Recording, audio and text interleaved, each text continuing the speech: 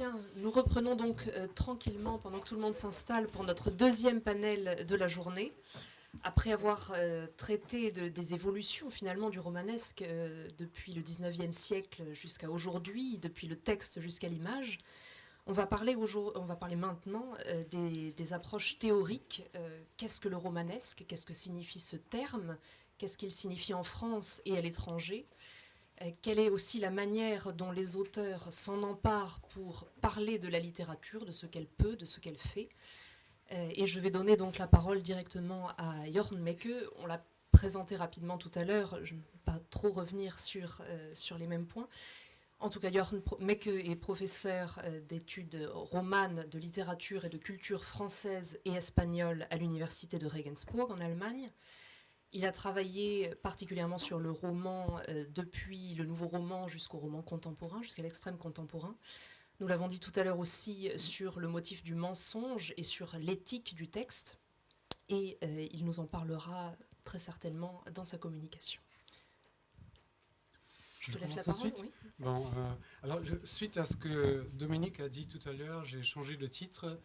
Ça s'appelle maintenant Mensonge romanesque et vérité du roman, avec un point d'interrogation, éthique de l'esthétique du romanesque contemporain.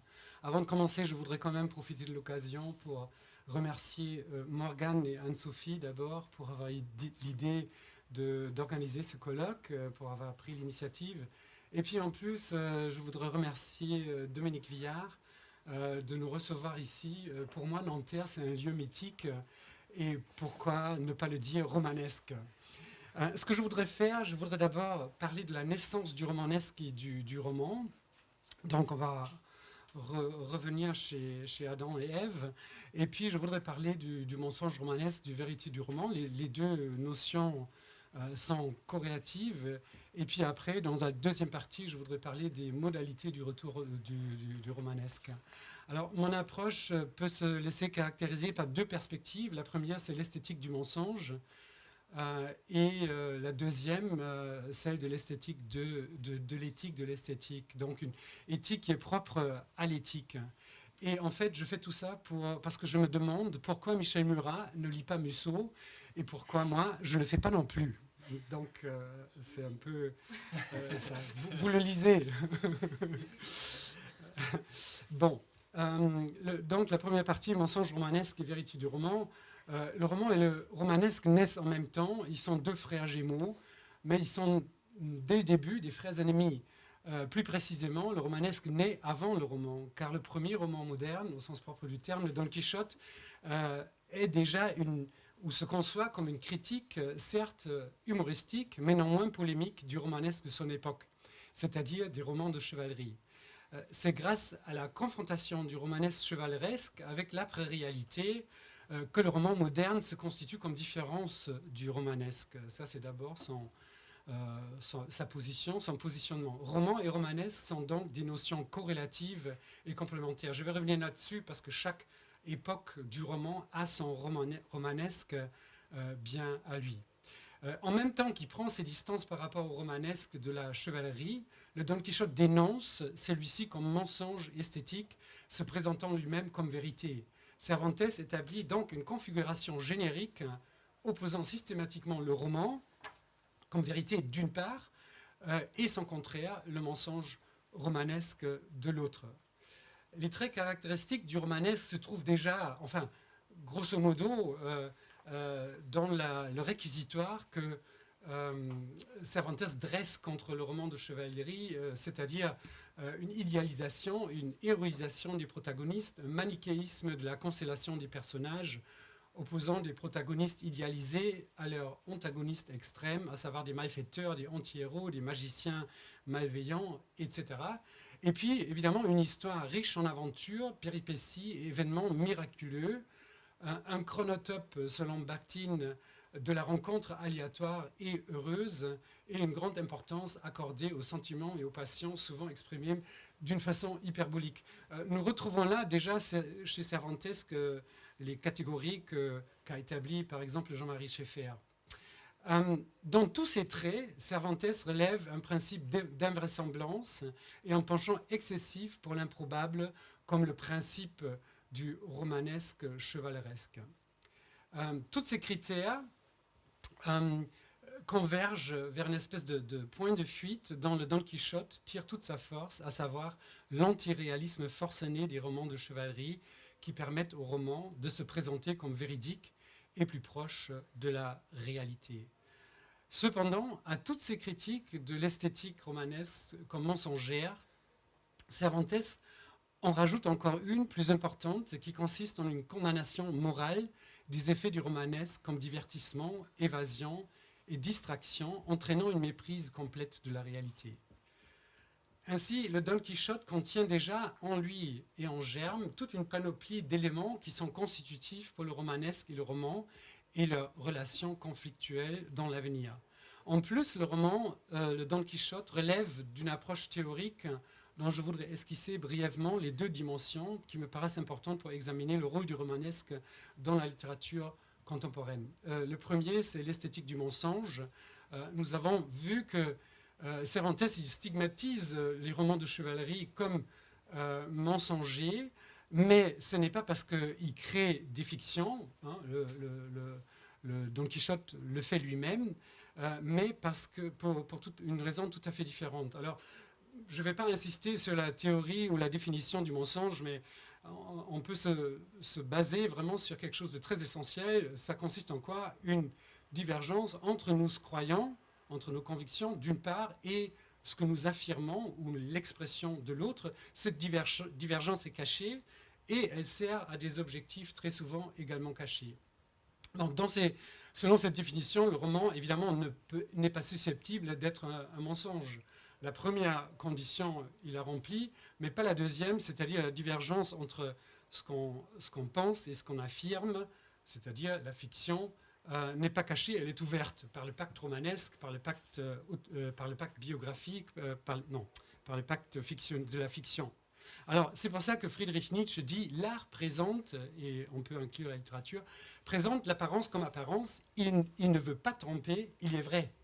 Et en effet, le Don Quichotte traite pas le romanesque des romans de chevalerie comme mensongers parce qu'ils inventent des fictions, mais parce qu'il a recours à des formes d'expression répétitives, stéréotypées, banales, qui démentent complètement toutes les prétentions des personnages et également des narrateurs à des opinions et des sentiments distingués et plus élevés.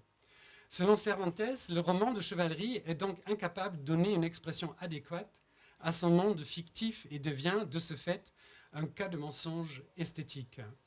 Comme l'a dit si bien Mario Vargas Llosa dans El arte de las mentiras, tout bon roman dit la vérité et tout mauvais roman ment, car il est incapable de faire vivre à son lecteur la fiction créée par lui. En plus de cette critique du mensonge esthétique, Cervantes condamne le romanesque chevaleresque comme une évasion permanente qui entraîne une méprise totale de la réalité, mais il s'agit là d'un positionnement éthique qui ne précède pas l'œuvre comme une exigence venant du dehors, mais une prise de position éthique qui est configurée par l'esthétique littéraire elle-même.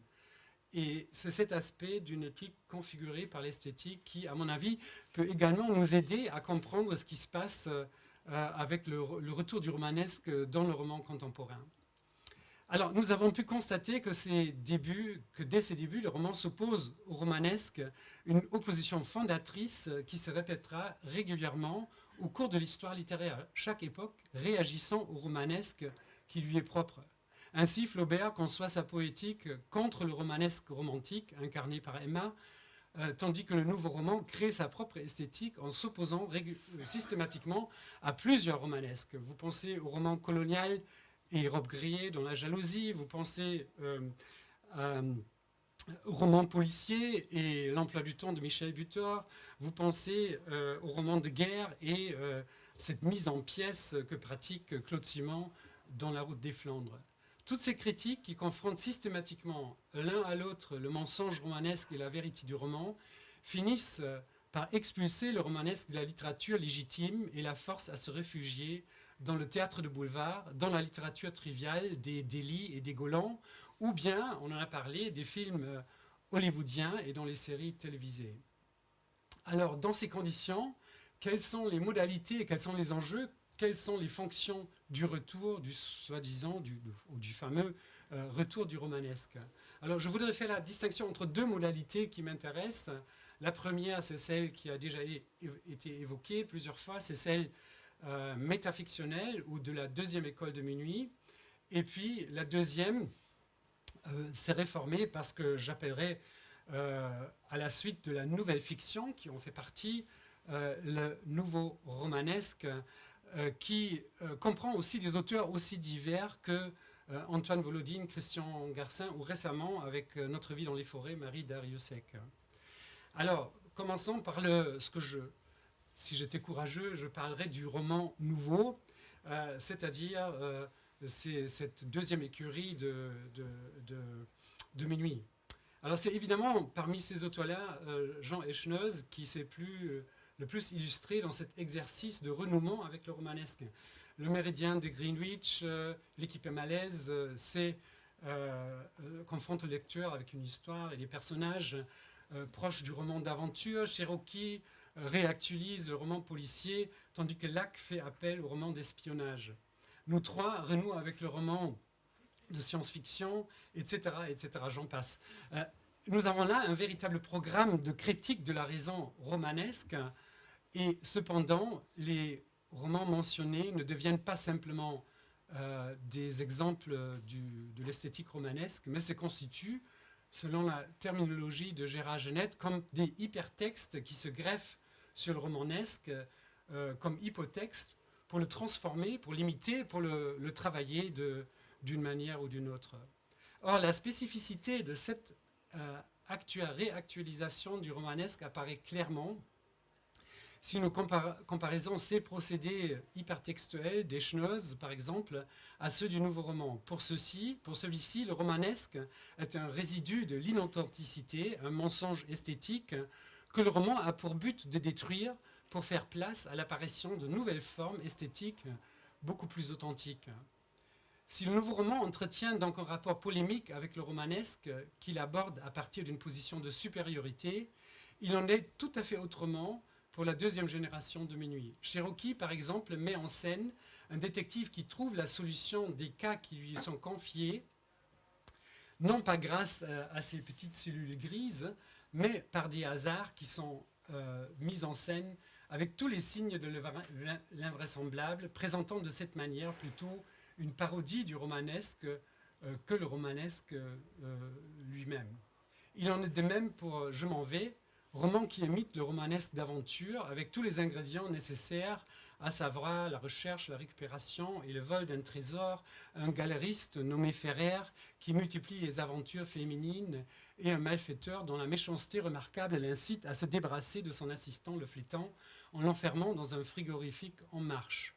Or ici, c'est la victime elle-même qui relève le caractère convenu et stéréotypé de cette procédure. Je cite, « De plus, a-t-il, donc le flétan, tenté de faire valoir en désespoir de cause, c'est un procédé tellement banal, votre truc. On tue les gens comme ça dans les téléfilms.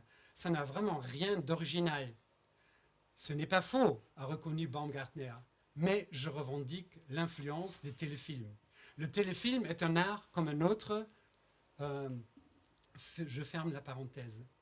Le passage est une mise en abîme légèrement décalée des pratiques du roman lui-même, car Je m'en vais revendique également l'influence du romanesque, tout en prenant ses distances par rapport à celui-ci, pour laisser de l'espace ou du jeu à la parodie ludique de son hypotexte.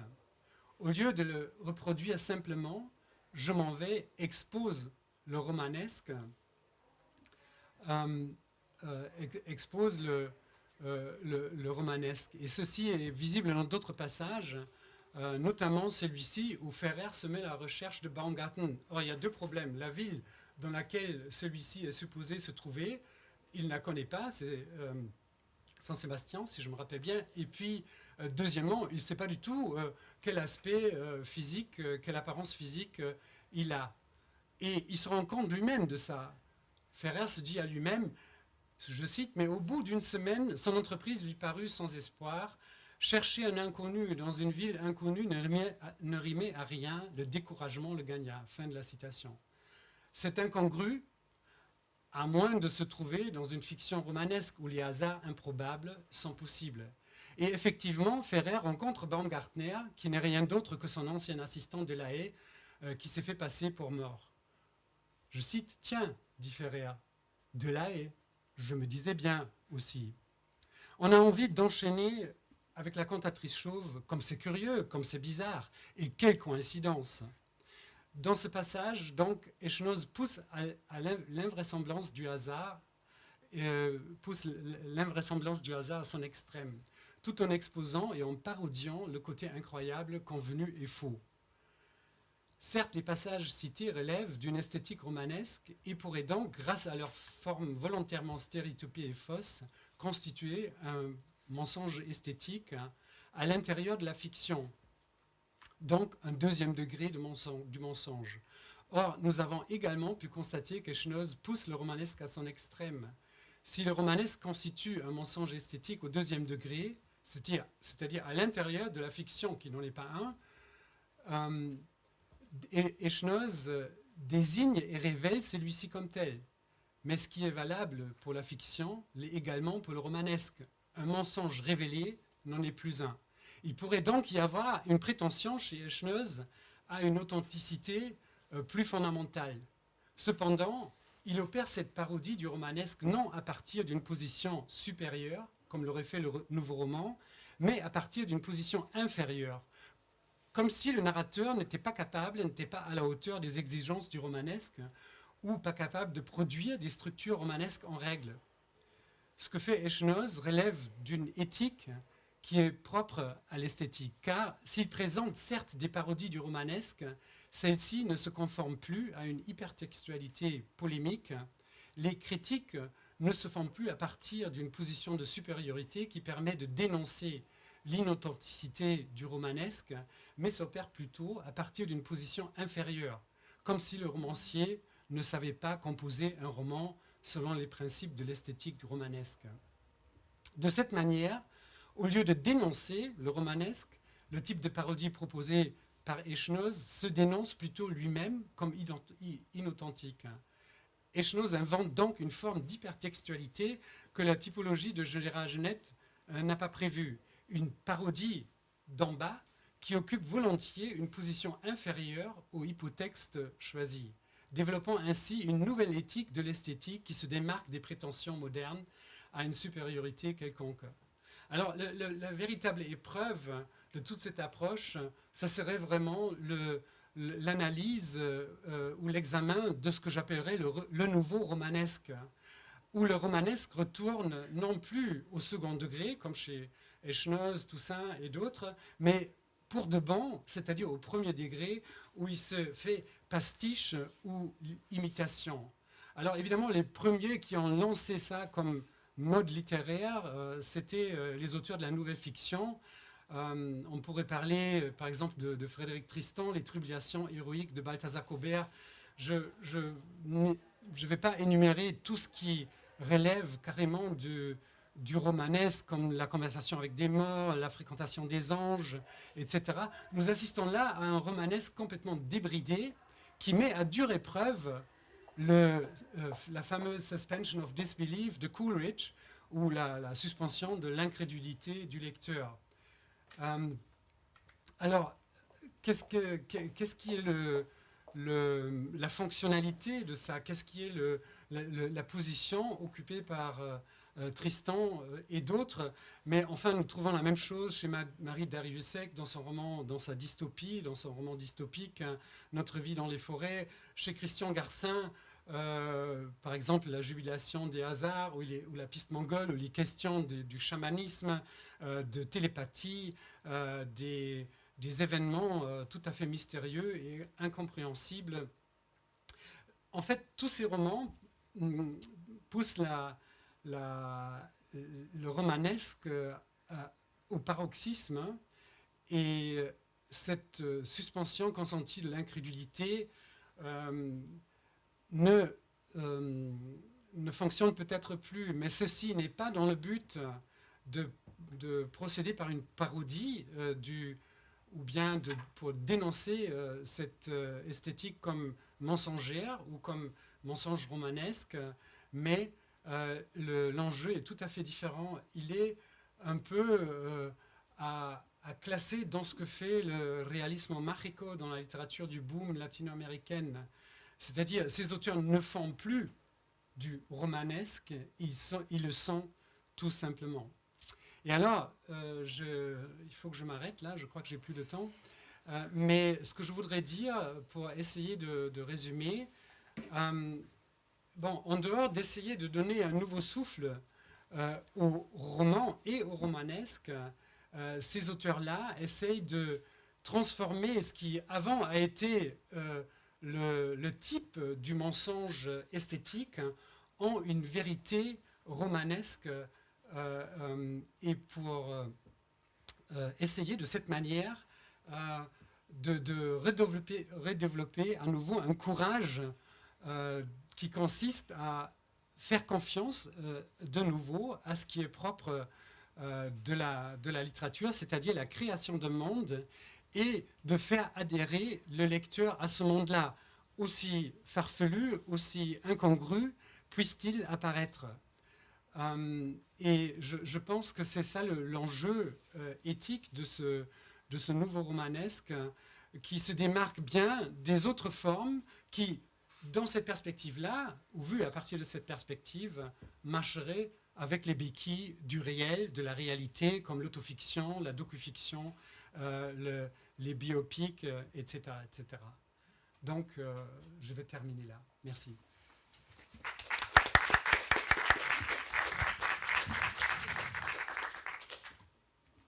Alors, pendant qu'on rentre le mot de passe,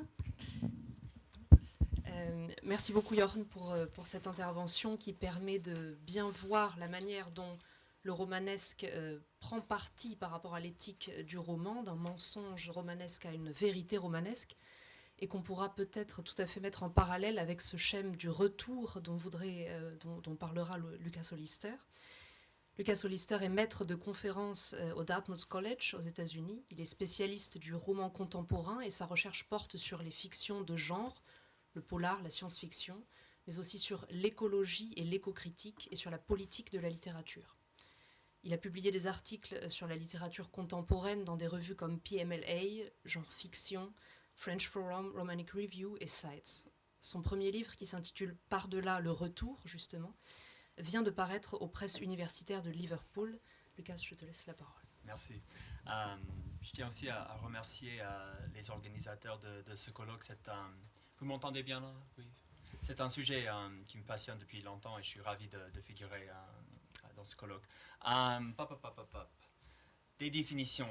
Que veut dire romanesque? Bon, je ne vais pas vous lire ça. J'essaie, ça fait un peu le retour feuilletonesque de cette définition de Schaeffer, mais voilà.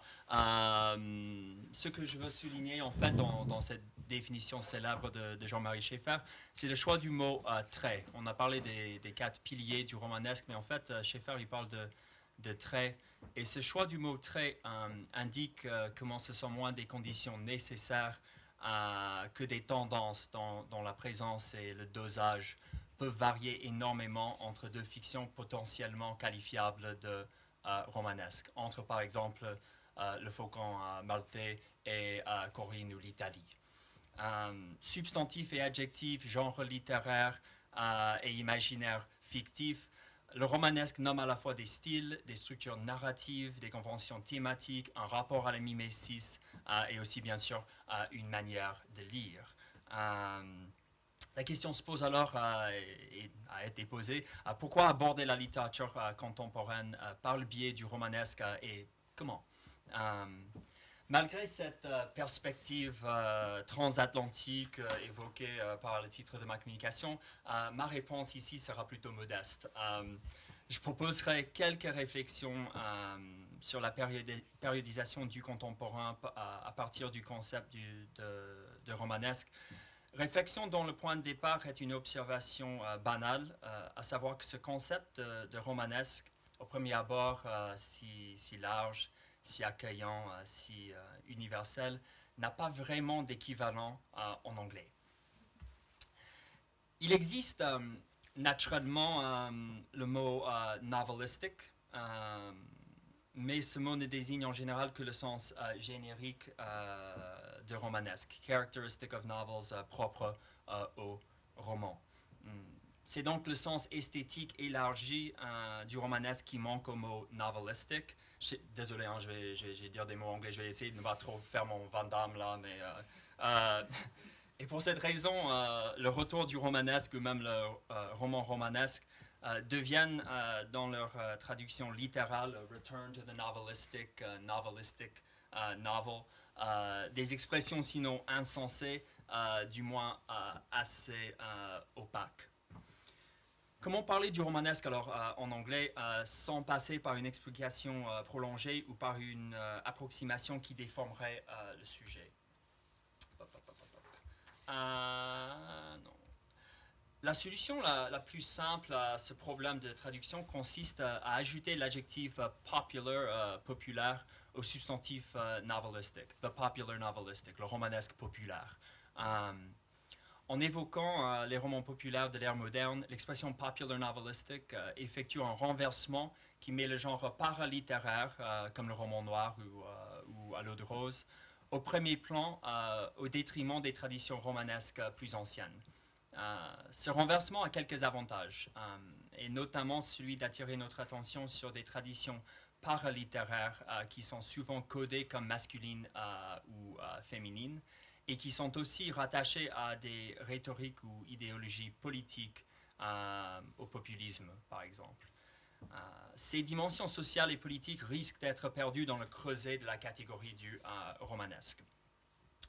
Les points faibles de cette locution popular novelistic sont aussi instructifs, car, comme le souligne Pierre Bourdieu, le populaire est une sorte de mot magique, à l'abri de tout examen, qui doit sa popularité au fait qu'on peut, je cite, en manipuler l'expansion pour l'ajuster à ses intérêts, à ses préjugés ou à ses fantasmes sociaux. La même chose est vraie pour le romanesque, concept qui nous permet de nous emparer du populaire pour l'opposer à des élitismes ou à des académismes honnis. Et qui, vague comme le genre du roman, nous permet d'ajuster et de déplacer l'essence, le principe, l'horizon ou le noyau vital de ce genre et de notre rapport à lui. Ici, je pense à la célébration de la poésie, de l'aventure et de l'imaginaire dans le manifeste pour une littérature monde en français, qui situe la restitution du romanesque dans le contexte d'une résistance générale du roman à, je cite, tout ce qui prétend le nier ou l'asservir, ce qui veut dire essentiellement au précepte esthétique de l'ère du soupçon. La deuxième solution à ce problème de traduction consiste à chercher le sens du romanesque non dans le domaine du novel ou du novelistic, mais dans celui de ça dépend de la traduction, romance ou du romantic. C'est une solution courante. La pièce de théâtre Les Romanesques d'Edmond Rostand, par exemple, devient The Romancers en anglais. Parler en termes de romance change moins les traits du romanesque que l'étendue de ses références culturelles, sociales et historiques. Car la romance est une tradition qui précède largement à l'ère du roman et à la démocratisation du champ littéraire, qui a donné naissance au genre populaire évoqué par le popular novelistic. Dans l'histoire littéraire anglophone, il est souvent question d'un remplacement de la tradition de la romance par la tradition du novel. Et ici, je vous montre les dualismes proposés par Karen Sullivan, type versus individu, extrême actentiel et moraux versus personnages nuancés, aventure merveilleuse versus le quotidien, juste pour indiquer à quel point la définition de romance correspond à celle de romanesque. Et effectivement, en fait, la citation de Northrop Frye tout à l'heure, où on a bonne traduction de Northrop Frye, mais c'est structure of the romance, la structure pas forcément du romance, mais de la romance. Pour cette raison, Michel Murat traduit romance comme roman romanesque et novel comme roman réaliste. Je cite, en France, la distinction entre romance, roman romanesque, et novel, roman réaliste, n'a pas cours. Murat dit juste, évidemment,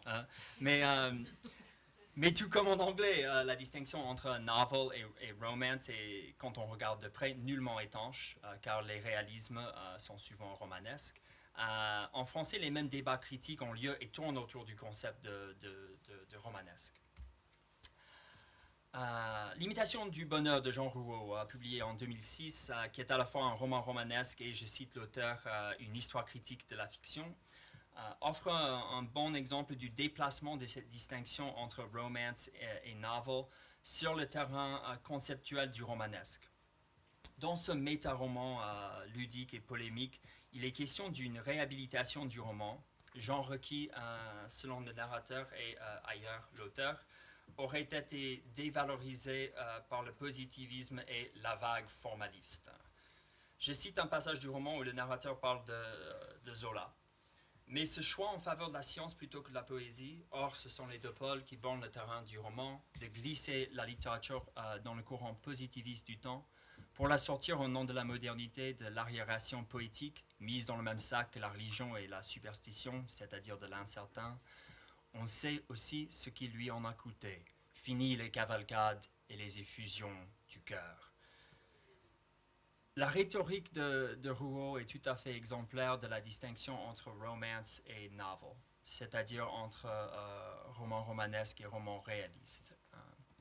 Elle est aussi exemplaire de l'instrumentalisation polémique et antimoderniste du romanesque, dans un discours qui vise à évacuer la modernité littéraire et théorique au nom d'une esthétique contemporaine libérée. Cette dimension polémique n'est pas une conséquence nécessaire de la valorisation du romanesque. L'analyse du long romantisme, qui est au cœur du livre récent du Murat sur le romanesque, ne réduit pas le romanesque aux cavalcades et aux effusions du cœur des fictions populaires. L'analyse du Murat nous aide au contraire à voir comment le romanesque pourrait être à l'œuvre dans des textes associés aux pratiques modernistes et métafictionnelles, tout comme j'ajouterais, il est souvent à l'œuvre dans des textes associés au réalisme, du Balzac au polar. Mes recherches sur le romanesque ont abouti, désolé un peu de marketing là, ont abouti au livre que je viens de publier aux presses universitaires de Liverpool, Beyond Return, par-delà le retour. Dans ce livre, j'aborde le romanesque par la voie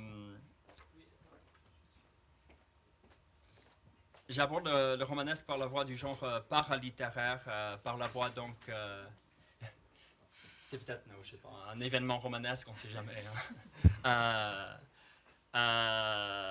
Oui, par la voie donc du populaire et dans le fil de mes lectures d'auteurs comme Rouault, Jean-Patrick Manchette, Jean Echnoz et Antoine Volodine, je souligne comme ça vaguement trois façons de penser le retour et la répétition impliquées dans l'appropriation des conventions romanesques des genres populaires. Ces trois approches sont l'essentialisme évoqué par Murat, la batmologie, ne vous inquiétez pas, j'y reviendrai, et la spectralité. Pas tout à fait des méthodologies, ce sont plutôt des façons de penser le contemporain dans son rapport aux conventions romanesques des genres populaires. L'approche essentialiste, c'est le roman ou le romanesque retrouvé, ce que j'ai évoqué plus haut dans mes citations du manifeste pour une littérature monde, ou de l'imitation du bonheur. En valorisant ou en survalorisant l'élan romanesque, la vision essentialiste peut nous aider à réhabiliter des genres et des sphères de production romanesques qui ont été infériorisés par des discours littéraires nationalistes, xénophobes ou élitistes. Cela dit, dans le discours post-soupçon, post-idéologique du retour du romanesque, la poésie, la sentimentalité, l'aventure, les cavalcades et les effusions du cœur ne sont souvent qu'autant de rétrotopies ou de fantasmes d'une éternité retrouvée. Le romanesque en tant qu'essence du roman retrouvé nous offrirait alors ce que Roland Barthes a critiqué comme, je cite, des mots légers, purs, immatériels, nobles par droit divin, sublimes au point d'échapper à la basse loi des nombres, aventure, passion, grandeur, vertu, honneur. Fin de citation. Même si on ne saurait nier qu'il y ait eu des retours des romanesques dans l'époque littéraire qu'on appelle le contemporain, le déni de modernité que l'on trouve dans ces tentatives de réhabilitation du roman nourrit un discours du retour qui tend vers un essentialisme anti-intellectualiste. C'est une tendance. Ce discours aboutit à des binarismes. Eux, c'est le formalisme, c'est le soupçon, c'est la French Theory. Nous, c'est le roman, ou le romanesque, si vous voulez. Binarisme qui, pour moi, ne rend pas vraiment justice à la richesse du roman français contemporain. La deuxième approche du retour du romanesque, celle que je nomme batmologique, insiste sur l'importance de la métadiscursivité et du contexte d'énonciation, c'est-à-dire de l'histoire d'un lieu culturel. Le mot batmologie est un des néologismes barthésiens les moins connus.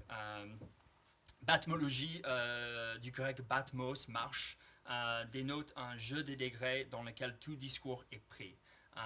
Selon la définition qu'on donne Barthes, dans Roland Barthes par Roland Barthes, la batmologie serait une science des échelonnements de langage. Science dont le principe est, je cite, une secousse. Elle enjambera, comme on saute une marche, toute expression. Fin de citation. Dans un essai sur ce concept, Pierre Force souligne que le premier geste de la batmologie va vers le paradoxe, vers ce qui s'oppose à la doxa. Et c'est donc le geste critique soupçonneux par excellence. Force précise pourtant que, je cite, « Si le soupçon nous fait passer du premier au second degré, la fatigue nous pousse du second au troisième. » Fin de citation. La subversion devenue topos ou orthodoxie, d'autres gestes libératoires s'imposent. Ce troisième degré para-paradoxal peut prendre des allures de retour. Et justement, dans son analyse de la batmologie, Barthes évoque la possibilité d'un retour de la sentimentalité après la révolution sexuelle, après la critique nécessaire de la doxa de l'amour bourgeois. Je cite Barthes, « En fin de compte, ce serait l'amour qui reviendrait, mais à une autre place. » Quelle belle phrase pour décrire un retour du romanesque qui éviterait les écueils de l'antimodernisme nostalgique ou de l'essentialisme esthétique. C'est peut-être le moment de confesser que je dois l'idée de ce rapprochement entre la batmologie et le retour du romanesque à la réponse que Renaud Camus a donnée à un sondage, vraiment, de la quinzaine littéraire en 1989.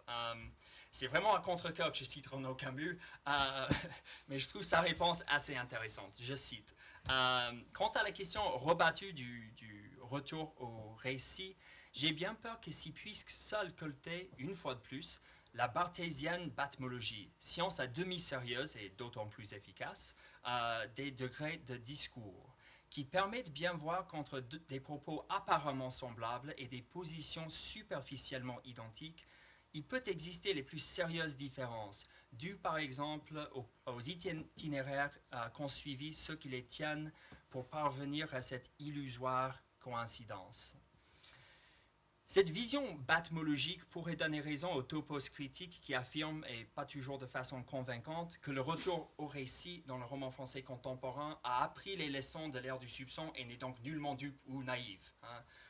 Car, à côté de la prolifération de romans que Dominique Viard qualifie de banalement romanesques, c'est-à-dire, je cite, qui ne se pose guère la question de la forme et se satisfont de raconter une histoire, fin de citation, on trouve aussi un assez grand nombre de romans du romanesque. J'emprunte cette expression à Alan Schaffner, romans où c'est le romanesque lui-même et le geste de se le réapproprier qui sont en question. Je pense par exemple à la disparition de Jim Sullivan de Tanguy Vial, roman du romanesque au conditionnel, dont les détours tristes et ludiques suivent le fil de ce que le romancier américain aurait écrit. C'est souvent ce genre de métadiscursivité complexe, batmologique, qui nous permet de cibler la dimension critique de la fiction romanesque contemporaine. Un exemple plus politisé de cette approche batmologique se trouve dans l'œuvre de Jean-Patrick Manchette. Je pense notamment à la position du tireur couché, polar hyper comportementaliste qui est à beaucoup d'égards superficiellement identique à ce que Manchette nommait le polar nihiliste réactionnaire. Manchette disait qu'il était un intégriste du style américain du roman noir violent et que dans la position du tireur couché, il voulait jouer sur le respect d'une forme dépassée. Je cite Manchette.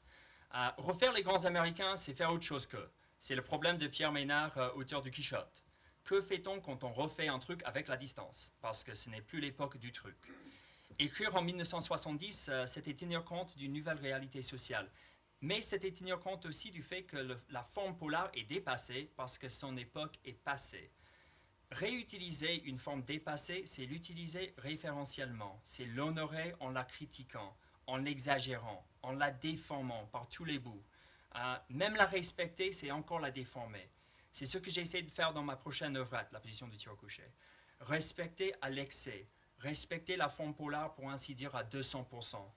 Par rapport à cette question-là, qui relève à proprement parler de l'esthétique, la question des contenus de gauche, dont les commentateurs bruyants veulent faire la question essentielle, est débile. Ainsi, comme Pierre Ménard, Manchette fait le polar du polar, ce qui veut dire, entre autres choses, le polar de la situation du polar. Chose superficiellement identique à ses aïeux, mais dont le sens et le but sont tout à fait différents. Enfin, spectralité. Le discours sur la spectralité est toujours un peu spéculatif, mais dans un certain nombre de fictions qu'on associe au retour du romanesque, et notamment pour moi dans les romans de Jean Echenoz, nous voyons moins la répétition intégriste que la hantise du romanesque. Bruno Blankmann écrit que Echenoz est SDF, son domicile de fiction. Expression qui pointe le statut indécidable d'un auteur qui semble à la fois miner et relancer le romanesque. Manchette disait de Cherokee d'Echenoz que c'était une sorte d'autodestruction ratée. Je cite, « Ça tient d'une manière antiphysique, comme un château de cartes qui serait une brique. » C'est ce double statut qui caractérise le spectre, présent et absent, revenant et partant. Cette figure met en question l'appartenance esthétique et les frontières du contexte d'un texte. Ici, je pense au passage de frontières dans la fiction d'Echenoz, justement évoqué tout à l'heure, où les personnages disparaissent pour revenir comme le romanesque lui-même, identique et différent. Echenoz décrit un de ses personnages revenant comme étant, je cite, le même, quoique sans conteste, un autre. Et c'est littéralement un spectre dans le livre. Dans son livre récent sur les genres populaires et l'historicisme littéraire, Theodore Martin suggère que le genre, dans le sens réduit de sous-genre romanesque, et le contemporain sont difficiles à définir pour les mêmes raisons.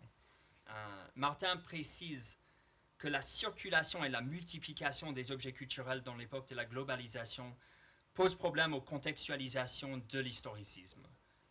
Je cite Martin, « L'histoire de l'historicisme littéraire de la fin du XXe siècle est en grande partie une histoire de comment une notion de contexte historique devient assez petite pour paraître aller de soi. En même temps que notre compréhension élémentaire de ce qu'est un contexte a rétréci, il est devenu de plus en plus difficile d'historiciser des groupements d'objets culturels qui sont disséminés sur des périodes de temps plus longues. Des groupements comme des genres et des genres comme le roman noir. Le défi du genre, et je pense aussi du romanesque, est donc celui de lire et de comprendre des catégories esthétiques vastes et pluricontextuelles. Certains verront dans cette description d'une période qui ne se donne pas à lire dans la succession progressive de la temporalité moderniste, un écho assez clair de ce qu'on appelait la condition postmoderne. Et quand on parle du retour du romanesque à un public américain, et surtout si on évoque des stratégies de pastiche ou d'appropriation, on risque toujours d'entendre « Ah, vous parlez donc du postmodernisme. C'est du postmodernisme dont il s'agit. Non, dirais-je, mais peut-être voyons-nous dans certains romans français contemporains un postmodernisme batmologique.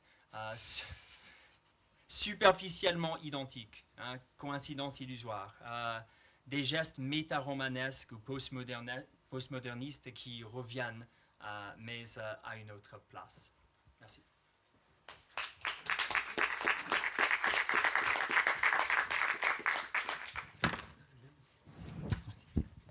Merci beaucoup à tous les deux pour vos communications passionnantes. Je ne sais pas s'il vaut mieux ouvrir la communication directement au public pour permettre de poser le plus de questions. J'en ai évidemment beaucoup. Je ne sais pas si je dois me réfréner ou au contraire démarrer dès le début. Bon, je vais démarrer donc. J'aimerais bien revenir sur cette notion finalement de rapport à l'héritage qui est problématique à plusieurs égards. Vous l'avez montré tous les deux de manière différente. Qui me rappelle un peu, qui me fait penser spontanément à cette angoisse de l'influence de Harold Bloom. Comment se négocie finalement chez les auteurs que vous avez cités, vous avez parlé tous les deux d'Eschnoz, mais on pourrait bien sûr en citer d'autres. Comment se négocie finalement ce rapport d'une part au réenclenchement du romanesque et d'une part à cette peur de l'illégitimité de la reprise finalement, d'une reprise. Jorun, tu as parlé aussi d'une réactivation d'un romanesque qui serait au premier degré, qui n'est pas non plus... où la distance critique n'est pas non plus entièrement absente.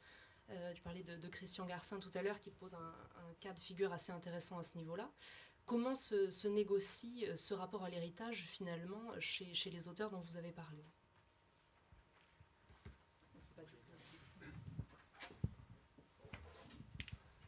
Justement, pour être complet, il faut dire que Eschnoz fait la même chose avec la modernité. C'est-à-dire, il ne se pose pas, non, pas seulement comme héritier illégitime par rapport au romanesque, mais il fait la même chose, exactement la même chose avec les techniques qui sont très très chères à la modernité. Et je pense que vraiment, en ce qui concerne, contrairement au romanesque, en ce qui concerne la modernité, il n'a plus le choix. Hein, quand vous regardez Rob Grillet dans les romanesques, justement, qui s'autodéclare comme le seul successeur légitime à lui-même. Alors, il n'y a plus de place, même quand on fait une analyse sociologique du champ littéraire, il n'y a plus de place pour les autres.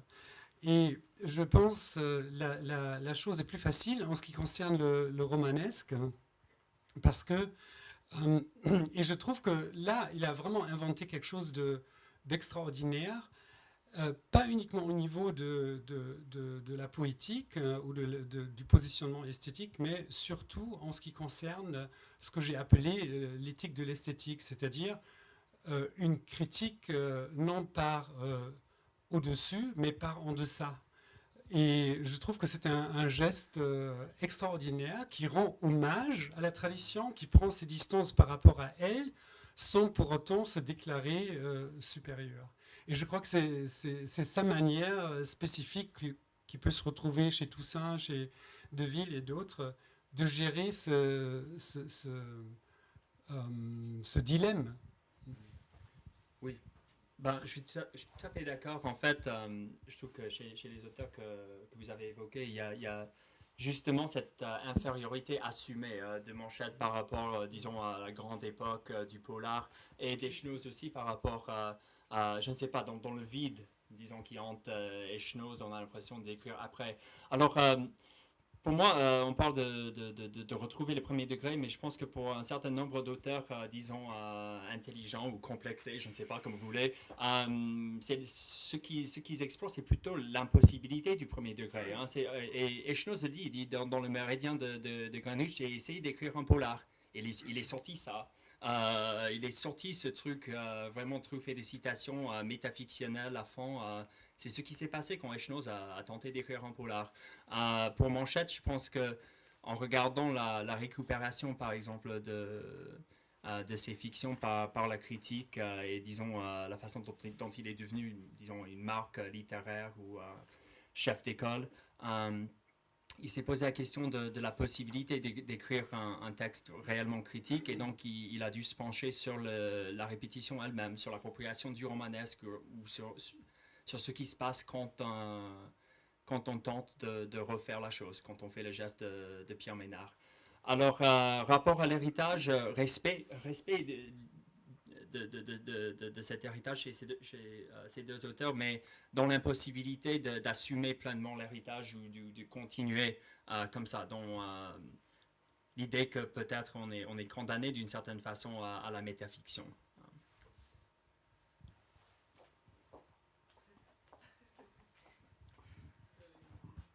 Merci à Lucas Hollister. Moi, je trouve que Manchette et Eschnoz, c'est formidable. C'est très très bien. Et puis la citation de Manchette sur la brique et le château de cartes est vraiment aussi une citation super. Génial. Je crois que c'est important de ce que vous dites, que ces auteurs-là, c'est une facilité de les qualifier de postmodernes. Hein, et c'est une facilité, c'est-à-dire que Et sans doute avez-vous raison aussi de dire que c'est le point de vue américain. Le point de vue américain, ils sont immédiatement assimilés à cette attitude-là. Je pense qu'on pourrait le dire aussi de gens comme Modiano, dans ce qu'il a fait de meilleur, parce qu'il n'y a pas, bon, il n'y a pas que du meilleur, mais il y a quand même du très bon. Et ça s'apparente quand même pas mal à ça. Ce qui est intéressant, c'est que vous montrez que finalement, la version dépressive qu'on a chez Echnoz et la version, je dirais, hystérique qu'on a chez Manchette, hein, au fond, elles fonctionnent exactement de la même façon.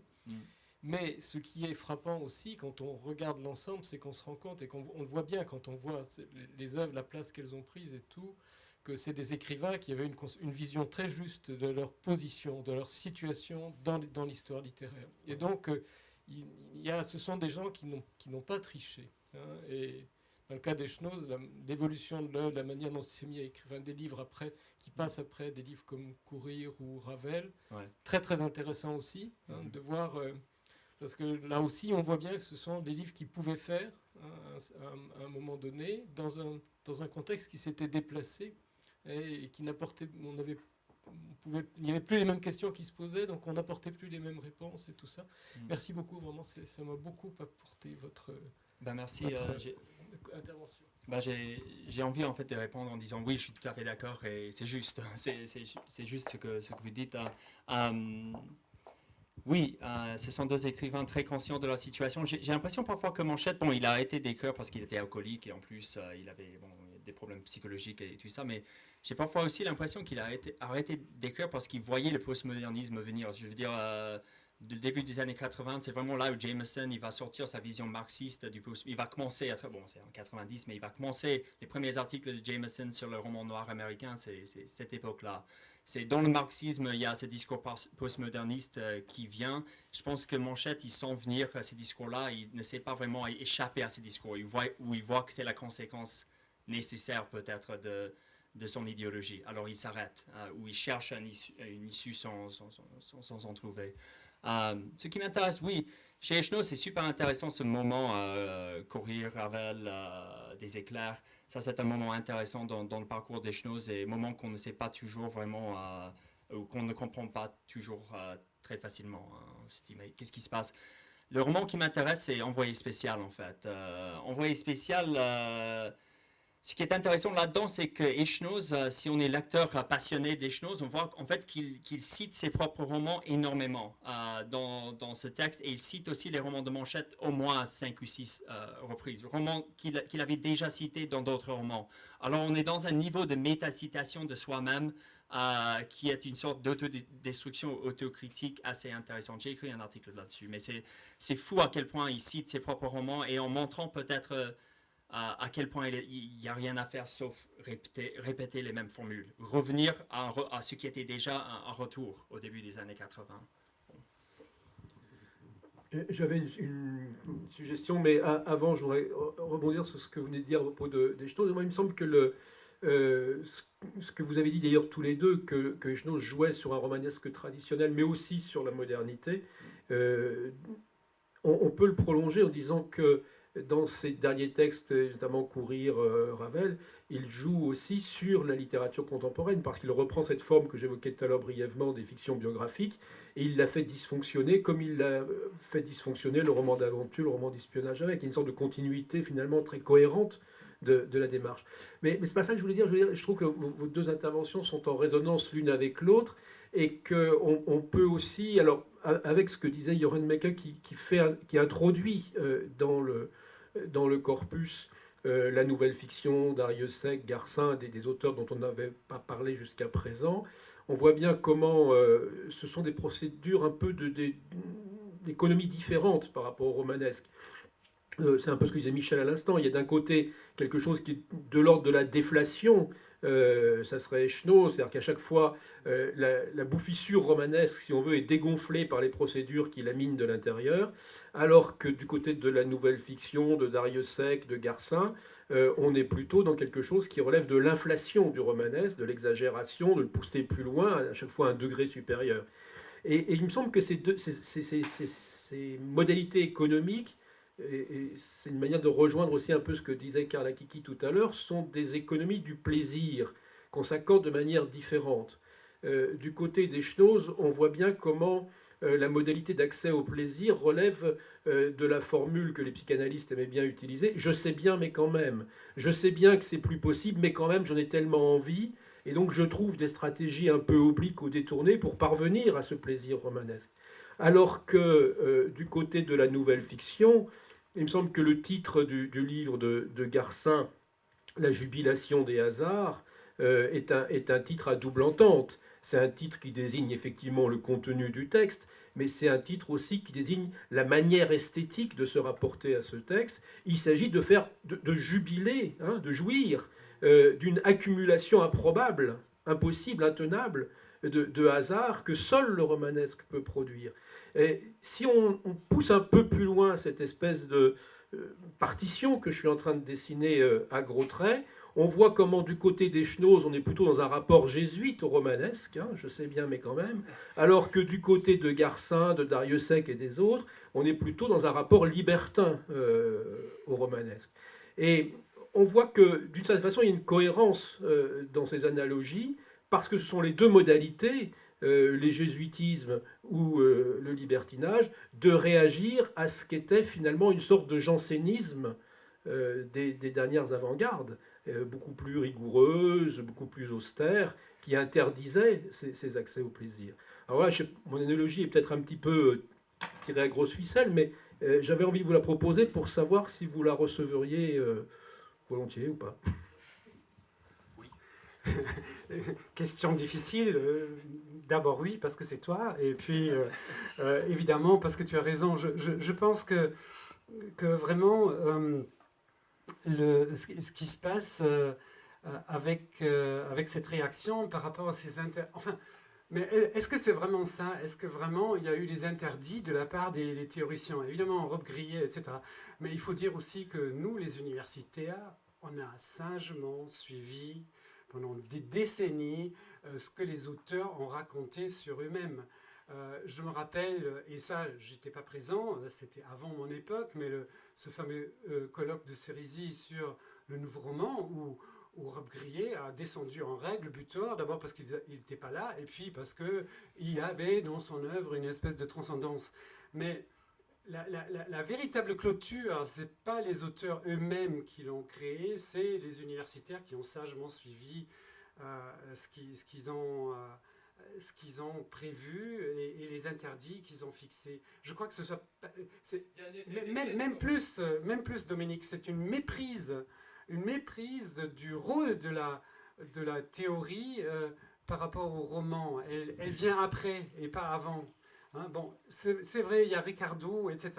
Non, mais les deux générations qui ont suivi, celle des Schnoz, Toussaint, puis celle de Gailly et jusqu'à Tanguy Viel, disent, alors peut-être parce qu'ils sont chez Minuit, mais disent tous le poids que Beckett a pu représenter pour eux. Et on voit bien comment leurs premiers textes, ceux de Gailly, par exemple, de manière très très évidente, mais aussi austère, enfin, sont des textes qui sont dans une sorte d'écriture post-beckettienne qui essaye à la fois de l'imiter et de s'en déprendre. Et donc, c'est pas seulement un regard théorique externe ou a posteriori qui vient se poser là-dessus, c'est aussi presque une sorte de vécu des écrivains eux-mêmes dans la manière de pouvoir affranchir leur propre écriture de cette tutelle, et cette tutelle un peu castratrice à certains égards. Oui, c'est ce que Anne-Sophie disait tout à l'heure en évoquant Bloom, hein, Anxiety of Influence, c'est ça. Mais je te rappelle, Toussaint lui a envoyé son roman à Beckett, il a dit, bon, on va jouer aux échecs. Et je crois que ce qu'il fait dans la salle de bain, etc., il fait ça en réalité, il joue aux échecs avec Beckett. Et il essaie de le contourner, il essaie de ruser, il essaie de passer outre. Il fait des clins d'œil. Quand, par exemple, dans la salle de bain, l'ambassadeur autrichien s'appelle Eigenschaften. Et on pense évidemment à des grands cracks du roman moderne. Et en fait, il n'en est rien. Ça atterrit dans le vide. C'est un cul-de-sac. Et il fait ça exprès. Bon, je ne conteste pas que cette emprise ait existé. Mais je crois qu'il y a une part là-dedans, quand on dit maintenant, et ça s'entend de tous les côtés, la théorie, il y en a marre, etc. Je pense qu'il y a eu une métonymie de la théorie, et c'est à cause de ça, contre ça, qu'ils réagissent. Et en ce qui concerne ce que j'ai baptisé le nouveau romanesque, là, il y a un pari très très fort là-dedans de dépasser cette incrédulité de second degré et de faire vivre, de faire adhérer le lecteur à ce monde fictif qui a été créé. Et je trouve ça, quand on regarde ce faux jeu là bon, est-ce qu'on peut dire ça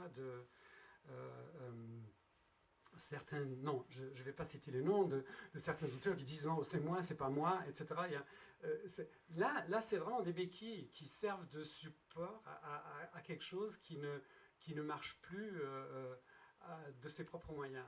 Et je trouve qu'ils ont trouvé des moyens. Bon, jubilation, ce que tu appelles libertinage romanesque, je trouve ça un terme très heureux. Et puis, bon, peut-être les jésuites de l'autre, qui sont aussi des libertins de quelque manière, parce qu'il n'y a rien de plus jésuite que de jouer avec le code, avec la morale. Je ne sais pas si j'ai bien répondu, mais je trouve que la suggestion que tu as faite, elle a quelque chose. Merci, je vais tenter de répondre brièvement à cette question passionnante.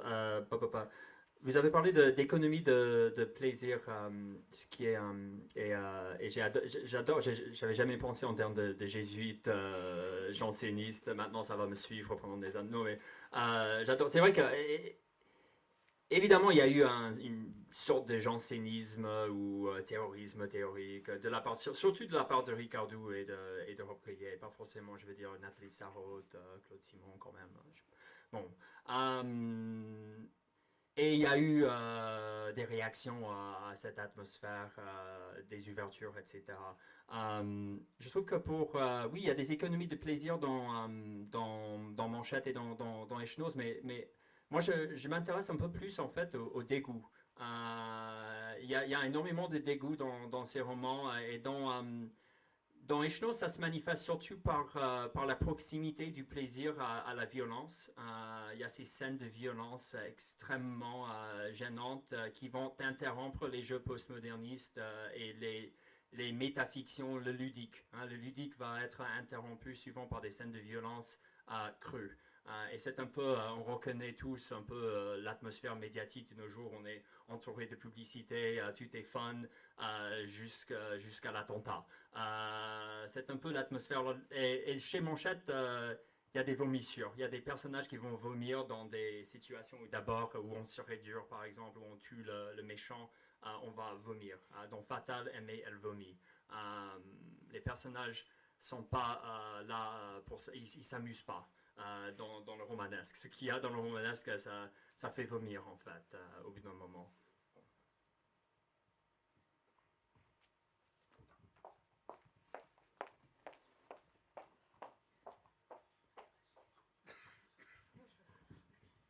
Oui, j'avais juste une toute petite observation qui prétend presque faire la synthèse de deux de vos propos, c'est-à-dire cette espèce de reconstruction impossible d'un premier degré du premier orateur, et la pathologie évoquée par le second, dont je rappelle quand même en passant qu'elle a été radicalisée par le fameux Jean Ricardou, qui s'en est emparé. Ce qui m'intéresse, on peut en mettre un troisième par-dessus pour faire bonne mesure, c'est qu'il me semble qu'Antoine Compagnon, dans le démon de la théorie, dit quelque chose de proche, sous une forme plus élégante que celle de ses devanciers. Il part de la pensée de derrière, en disant finalement, on a construit toutes sortes de pensées extrêmement sophistiquées, transgressives en apparence.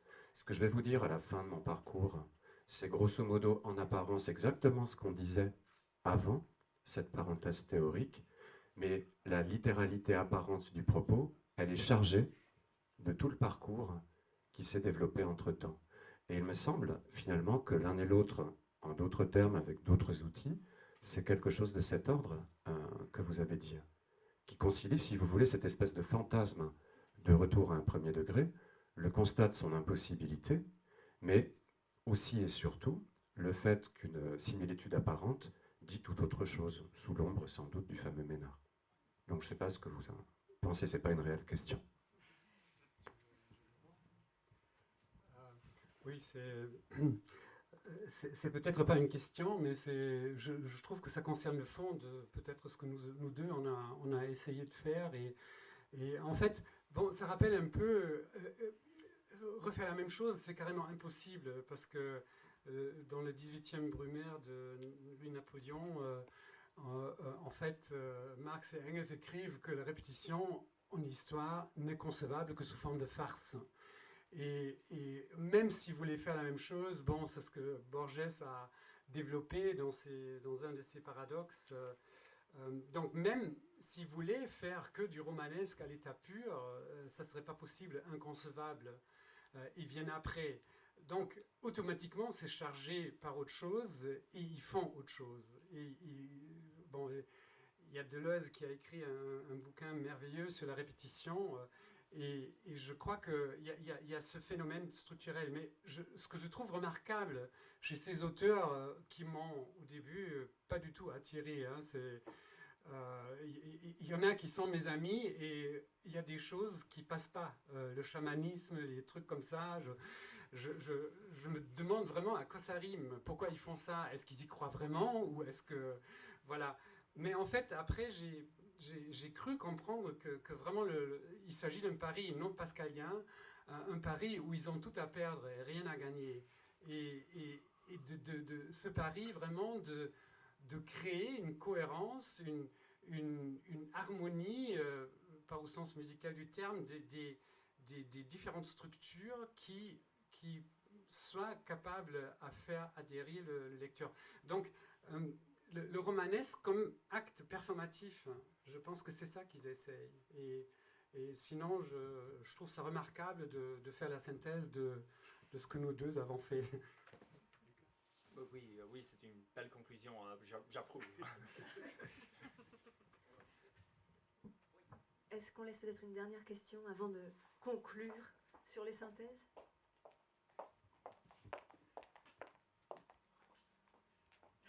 Rapidement, mais puisqu'on a Michel Murat parmi nous, qui sera peut-être pas là demain, j'aurais voulu initier une sorte de très rapide échange entre Michel Murat et Lucas Hollister à propos de du troisième point, qui est le point de la spectralité, sur lequel tu t'es pas beaucoup exprimé, et à propos duquel, si on veut bien le comparer au paradigme de la disparition, Michel Murat, vous avez des mots assez durs à la fin de votre dernier livre, en considérant que le paradigme de la disparition est un paradigme facile, une sorte de tout à l'égout, une sorte de volo, enfin je paraphrase un petit peu mal, mais vous êtes assez opposé à cette idée-là, qui est évidemment très prégnante et qui a eu énormément qui a fait couler beaucoup d'encre de la part de la critique. Est-ce qu'on pourrait faire de la part des choses? Est-ce qu'on peut s'entendre? Gaspard, franchement, je ne vous invite pas à Dartmouth. Là, c'est la question. Je me dis, en écrivant justement mon texte, je me suis dit, est-ce qu'en utilisant le mot spectralité, je ne vais pas m'ouvrir à une attaque de la part de... Mais je pense que Michel Murat, en fait, il parle d'autre chose ou d'un autre corpus. Et là... c'est ce que je crois aussi. Ouais, ce que je crois. Mais franchement, là, la question est passée et à la fin, on a la conclusion terminée. Vous allez aborder, non mais... je crois que nous parlons d'autres... Je crois que le corpus évoqué par Murat, c'est vraiment un autre corpus. Et quand j'utilise le mot spectralité, c'est un mot surchargé. La disparition, moi je suis contre la déclinologie, même s'il y a un déclin. Je suis contre le paradigme, même si à certains égards, ça peut être vrai.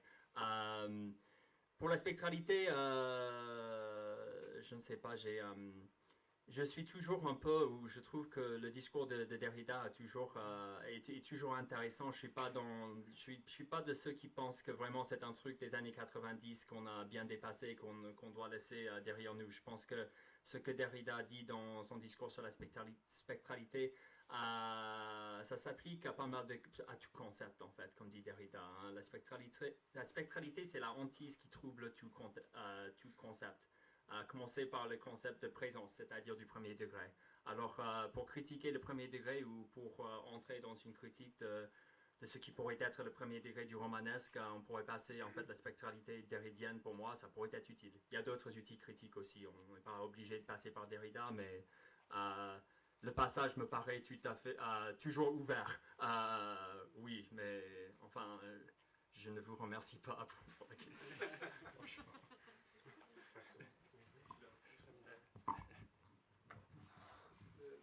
Voilà, obligé de répondre. Alors, d'abord, sur le spectre, Bon, vous savez que j'ai travaillé sur le surréalisme, donc je suis sensible au spectre. Et on pourrait réinvestir d'ailleurs autour de la question du roman. La réflexion du surréalisme sur les spectres et les revenants est très liée à leur lecture du roman noir. Donc c'est-à-dire à la réactualisation, à la relecture politique, hein, parce qu'elle est politique, du roman noir comme pathognomonique d'un grand trouble social. Hein, c'est dans le très beau texte de 1936 hein, de Breton. C'est pas merveilleux contre le mystère, c'est l'autre, c'est Limite nos frontières du surréalisme. En ce qui concerne la disparition, disons, c'était une facilité. Bon, je suis parti de ce très beau texte de Blanchot. Hein, c'est ce texte magnifique par étapes, bon, qui met à l'horizon de la littérature hein, sa propre disparition. C'est un texte téléologique, apocalyptique. C'est du meilleur Blanchot, hein, vraiment. C'est de ces choses très impressionnantes dont on a beaucoup de mal à se défaire. Et en fait, ce que je visais, bon, je l'ai fait en 2 étapes. Il y a une étape qui est facilement identifiable comme celle du cabinet des lettrés, hein, avec la 4e de couverture écrite par Quignard pour la collection chez Gallimard, où il se représente un cum in angulo cum libro avec les marchands, les guerriers, etc. dehors. Bon. Donc, il me semble que ça correspond. C'est clairement un mythe valorisant, hein, c'est d'une littérature d'élite. C'est un mythe légitimant d'un petit groupe d'une littérature d'élite. Et il me semble que dans une période plus récente, les écrivains de la disparition, ou cette thématique de la disparition, prend la suite, au fond, hein, dans un contexte marqué, un contexte social et idéologique marqué par l'apparition de la thématique décliniste, hein, y compris pour la littérature française, avec l'article qui était paru, je ne sais plus quel article de cette revue américaine qui avait beaucoup marqué les esprits. Donc c'est une réactualisation de ce thème. Et bon, j'avais épinglé Johannes Ferber. Moi, je trouve ce texte magnifique, mais en même temps complètement ridicule et faux. Voilà, faux, simplement. Donc, pour moi, hein, c'est une fable. C'est une fable qui sert à un certain nombre d'écrivains à se présenter comme les écrivains des derniers jours, ceux qui ont survécu à la littérature. Je suis désolé, ces gens-là ne sont pas des survivants. Et l'homologie qu'ils nous proposent avec les survivants de la Shoah est une imposture. Ouais. Et en fait, oui, alors si j'ai évoqué Spectre de Marx de Derrida, en fait le texte ou le texte à évoquer dans cette critique, ce serait peut-être plutôt d'un temps apocalyptique adopté naguère en philosophie, c'est-à-dire vérité de la vérité, discours apocalyptique comme la vérité de la vérité. Je suis là pour vous dire en fait la vérité de la littérature puisque c'est terminé. Et ouais, voilà, hein, voilà, c'est Richard Millet, c'est oui. On a vu ça. Alors, c'est peut-être pas vraiment Spectre de Marx, le texte visé, ou le texte derridien important là. C'est peut-être d'un temps apocalyptique. Ou... Ouais, tout à fait.